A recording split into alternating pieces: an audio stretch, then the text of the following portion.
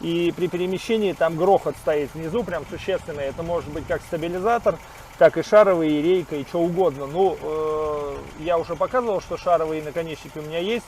С стабилизатором тоже, наверное, поработаем.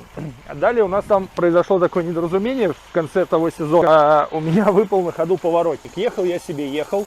И вдруг такой звук, знаете, как будто на бутылку наехал. Хрум, бах, и все. И потом, когда я включил левый поворотник, я понял, что, ну, у меня лампочка часто моргает, думаю, лампочка перегорела. Выхожу, а тут, собственно, сюрприз. Ну, это, в принципе, на озоне закажу, это не такая проблема. Все будет окей. Вот, по системе охлаждения ничего не течет, все нормально, все окей. Ну и дальше просто нужно...